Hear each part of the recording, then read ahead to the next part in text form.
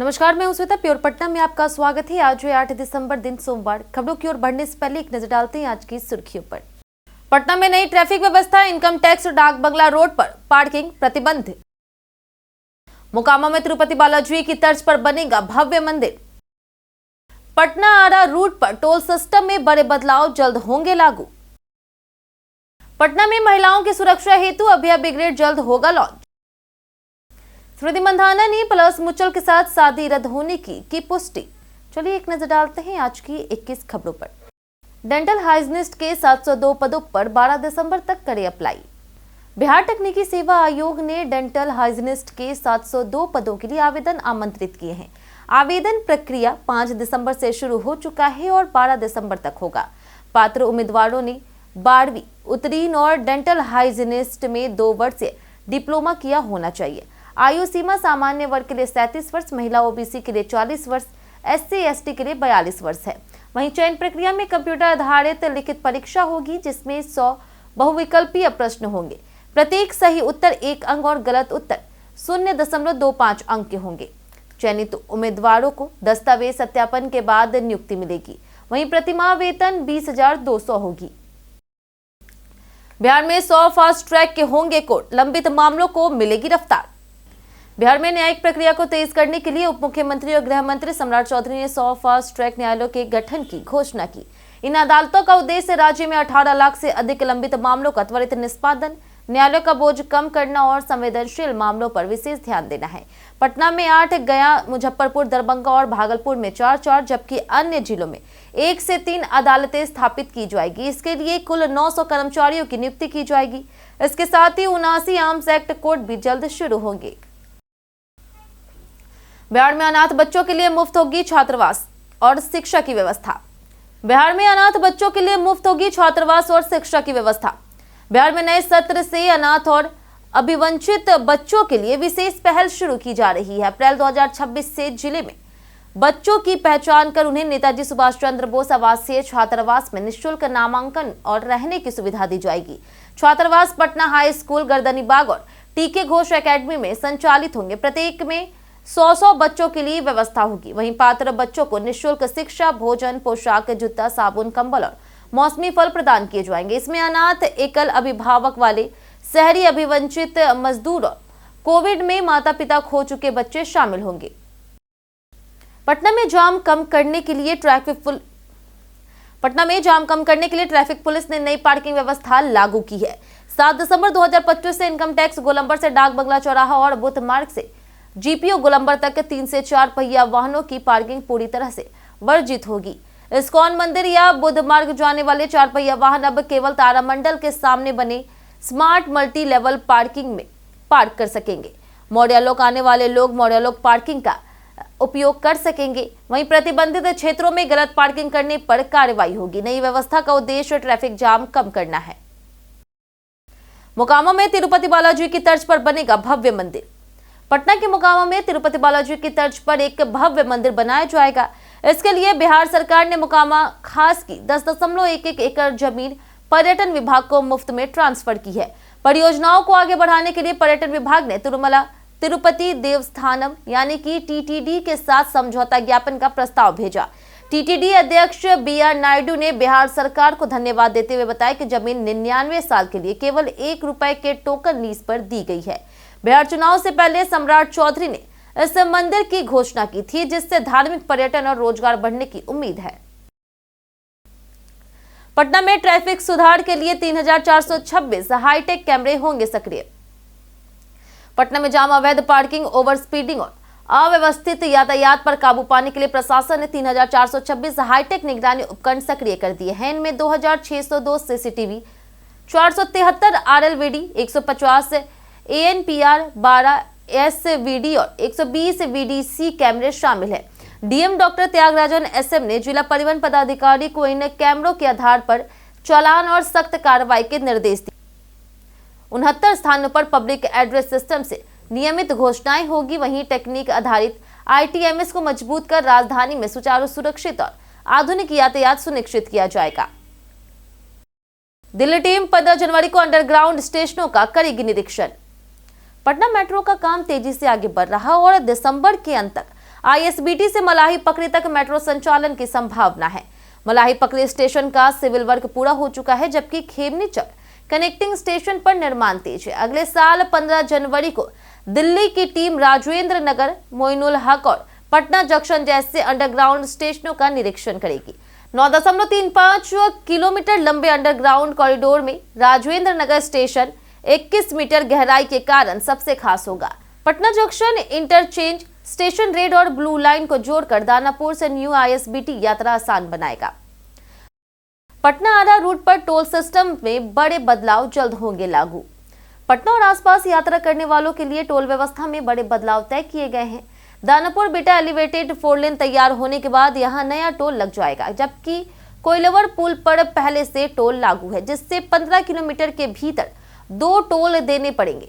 JP Gangapath के विस्तार के कारण दीदारगंज टोल प्लाजा को आगे शिफ्ट करने की तैयारी है, क्योंकि कई वाहन बिना टोल दिए निकल जा रहे हैं। एनएचएआई के अनुसार दानापुर बेटा रोड अलग प्रोजेक्ट है, इसलिए अलग टोल जरूरी है। बदलती परियोजनाओं के साथ पटना आरा बक्सर रूट पर टोल व्यवस्था में बड़े बदलाव जल्द लागू होंगे। पटना में महिलाओं की सुरक्षा हेतु अभया ब्रिगेड जल्द होगा लॉन्च। पटना पुलिस जल्द ही अभया ब्रिगेड शुरू करने जा रही है, जो स्कूल, कॉलेज, कोचिंग और हॉस्टल के आसपास छेड़छाड़ और फब्तियां कसने वाले सौदों पर कार्रवाई करेगी। सभी थानों के पुलिस ऐसे हॉटस्पॉट की पहचान कर रही है जहां पहले शिकायतें मिली थी। पुलिस से प्राचार्यों, शिक्षकों, हॉस्टल वार्डन और कोचिंग संचालकों से भी फीडबैक ले रही। इससे पहले जुलाई 2025 में शक्ति सुरक्षा दल बनाया गया था, जिसने 1909 महिलाओं की समस्याएं सुनी, 62 की काउंसलिंग की और 45 मामलों में कार्रवाई हुई। नए ब्रिगेड के पूरे जिले में सक्रिय रहने की तैयारी है। शिक्षा विभाग ने लंबित सर्टिफिकेट जांच जल्द पूरी करने के दिए निर्देश। बिहार में सरकारी शिक्षकों के सर्टिफिकेट और मार्कशीट का सत्यापन तेज कर दिया गया है। शिक्षा विभाग ने 72,287 लंबित प्रमाण पत्रों की जांच जल्द पूरा करने के लिए जिलों को निर्देश जारी किया। यह जांच 2006 से 2015 तक नियोजित शिक्षकों के दस्तावेजों पर हो रही है और पटना उच्च न्यायालय के आदेश के तहत की जा रही। सत्यापन में बिहार और अन्य राज्यों के बोर्ड और विश्वविद्यालयों से जारी प्रमाण पत्र शामिल है। विभाग का उद्देश्य फर्जी नियुक्तियों पर नकेल कसना, नियुक्ति प्रक्रिया में पारदर्शिता बढ़ाना और लंबित मामलों का त्वरित समाधान सुनिश्चित करना है। पटना में अतिक्रमणकारियों से वसूले गए कुल 1.05 लाख रुपए। पटना में अतिक्रमणकारियों से कुल 1.05 लाख रुपए जुर्माना वसूला गया। नूतन राजधानी अंचल में जीपीओ गोलंबर से इस्कॉन मंदिर तक, तारामंडल क्षेत्र से 74,300 रुपए, पाटलिपुत्र अंचल के जगदेव पथ से आसियाना मोड़ सहित आसपास के इलाकों से 40,000 रुपए वसूले गए। खगौल नगर परिषद क्षेत्र में दानापुर स्टेशन से खगौल तक 1,100 रुपए और दानापुर निजामत क्षेत्र में सगुना मोड़ से लेखा नगर तक 16,000 रुपए जुर्माना वसूला गया। यह कार्रवाई शहर में अतिक्रमण और अवैध निर्माण को रोकने के उद्देश्य से की गई। जंक्शन इलाके में फुटपाथ दुकानों के लिए बनेंगे वेंडिंग जोन। पटना जंक्शन इलाके में फुटपाथ दुकानदारों के लिए छोटे छोटे वेंडिंग जोन बनाए जाएंगे।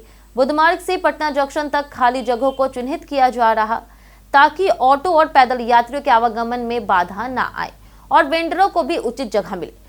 प्रमंडलीय आयुक्त अनिमेश कुमार परासर ने डीएम, एसएसपी और अन्य अधिकारियों के साथ स्थल निरीक्षण किया। तारामंडल वेंडिंग जोन पटना म्यूजियम के पास शिफ्ट होगा और कुछ दुकानें पुल के नीचे भी लगाई जा सकती है। इससे स्टेशन इलाके में ट्रैफिक और अतिक्रमण की समस्या कम होगी और यात्रियों की सुविधा बढ़ेगी। हर गुरुवार बिजली कंपनी मुख्यालय में ओपन हाउस बैठक होगी आयोजित।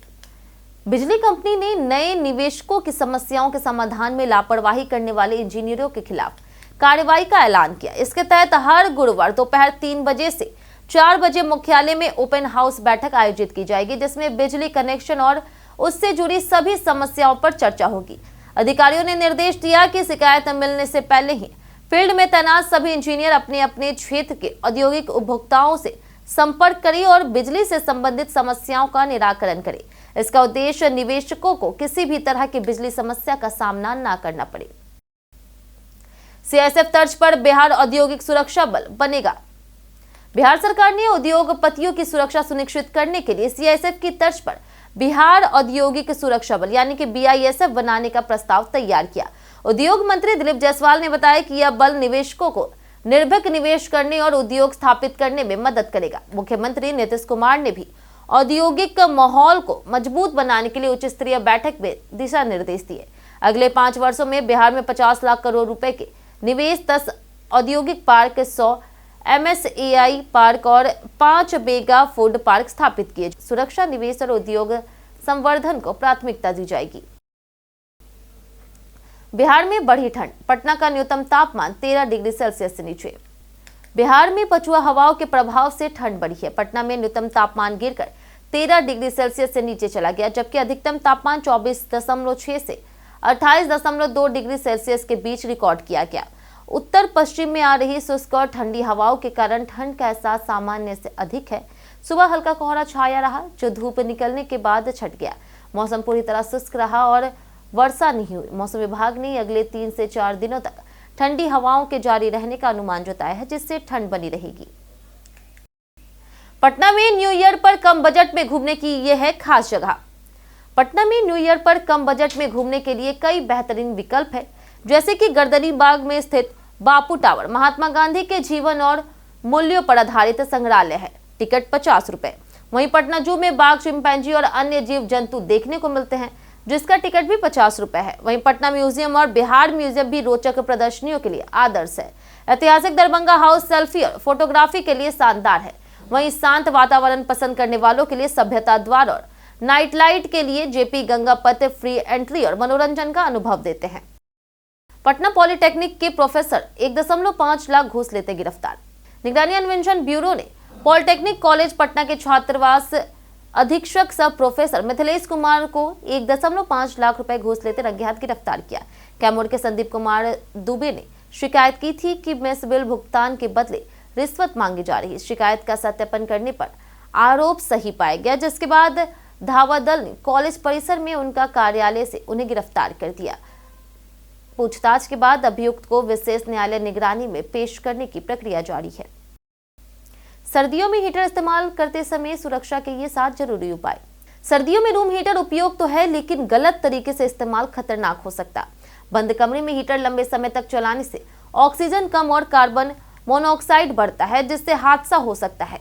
हीटर को बिस्तर, पर्दे या फिर ज्वलनशील वस्तुओं से दूर फर्श पर स्थिर जगह पर रखें। सोते समय हीटर बंद करना बेहतर है और एक्सटेंशन कोड का इस्तेमाल कम करें। बच्चों या फिर बुजुर्गों के करीब ना रखें। ऑयल या फिर सेरामिक के हीटर सुरक्षित विकल्प है। समय समय पर हीटर की सर्विस और सफाई आवश्यक है, ताकि आग या फिर शॉर्ट सर्किट का खतरा कम हो। इंडिगो की ग्राउंडेड उड़ानों के बीच स्पाइस जेट ने अतिरिक्त फ्लाइट की शुरू। जयप्रकाश नारायण अंतर्राष्ट्रीय हवाई अड्डा पटना पर इंडिगो की उड़ान सेवाएं लगातार प्रभावित है। ऑपरेशनल कारणों से 3 दिसंबर से समस्या बनी हुई है। रविवार को कुल 5 आने और 5 जाने वाली उड़ानें यानी कि 10 फ्लाइट ग्राउंडेड की गई। यात्रियों को घंटों एयरपोर्ट पर इंतजार करना पड़ा, जबकि कई की यात्रा रद्द करनी पड़ी। शनिवार को भी इंडिगो की 24 और स्पाइस जेट की 4 उड़ानें रद्द की गई। इस बीच स्पाइस जेट ने दिल्ली पटना दिल्ली रूट पर अतिरिक्त फ्लाइट शुरू की, जो दिल्ली से शाम 7 बजे रवाना होगी और रात 10 बजे पटना से वापसी करेगी। कई कारणों से दर्ज भारत के इतिहास में आज की तारीख 1935 में धर्मेंद्र का जन्म हुआ, जो भारतीय सिनेमा के मशहूर अभिनेता थे। 1946 में शर्मिला टैगोर का जन्म हुआ, जिन्होंने हिंदी फिल्म जगत में अपनी छवि बनाई। 1956 में अमी घिया का जन्म हुआ, जो भारत की पूर्व बैडमिंटन खिलाड़ी रही। 2005 में विजया देवी भारतीय राजकुमारी का निधन हुआ। वहीं 2015 में रामाशंकर यादव विद्रोही, जो जवाहरलाल नेहरू विश्वविद्यालय में विद्यार्थियों के बीच लोकप्रिय जनकवि थे, उनका निधन हुआ। वहीं 2021 में बिपिन रावत भारत के पहले चीफ ऑफ डिफेंस स्टाफ का निधन हुआ। स्मृति मंधाना ने पलाश मुच्छल के साथ शादी रद्द होने की पुष्टि की। भारतीय महिला क्रिकेटर स्मृति मंधाना ने पलाश मुच्छल के साथ अपनी शादी रद्द होने की पुष्टि कर दी है। दोनों की शादी 23 नवंबर को होने वाली थी, लेकिन मंधाना के पिता की तबीयत खराब होने की वजह से इसे टाल दिया गया। 7 दिसंबर को मंधाना ने सोशल मीडिया पर स्टोरी शेयर कर इसे आधिकारिक रूप से स्वीकार किया और कहा कि अब आगे बढ़ने का समय है। उन्होंने दोनों परिवारों की प्राइवेसी का सम्मान करने और अफवाहों से बचने की अपील की। मंधाना ने कहा कि उनका ध्यान अब सिर्फ भारत के लिए खेलना और ट्रॉफी जीतने पर रहेगा। बीते दिन हमारे द्वारा पूछे गए सवाल का जवाब आप लोगों में से बहुत लोगों ने दिया। जिन्होंने हमारे सवाल का जवाब दिया उनके नाम है अबोध कुमार, मनोज दास, संजीव कुमार, अनुपमा कुमारी, अमरजीत कुमार, चंद्रमा चौधरी, सूरज कुमार, देवना राय और अनिल सिंह। इसी के साथ बढ़ते हैं आज के सवाल की ओर। आज का सवाल है, आपके क्षेत्र में वायु प्रदूषण नियंत्रण के लिए स्थानीय प्रशासन ने क्या ठोस कदम उठाए? आप अपना जवाब हमें हमारे कमेंट सेक्शन में लिखकर जरूर बताएं। आज के लिए इतना ही। पटना की तमाम खबरों के साथ बने रहने के लिए देखते रहे प्योर पटना। और साथ ही अगर आप यूट्यूब चैनल पर देख रहे हैं तो चैनल को सब्सक्राइब करें, और अगर आप फेसबुक पेज पर देख रहे हैं तो लाइक और फॉलो जरूर करें।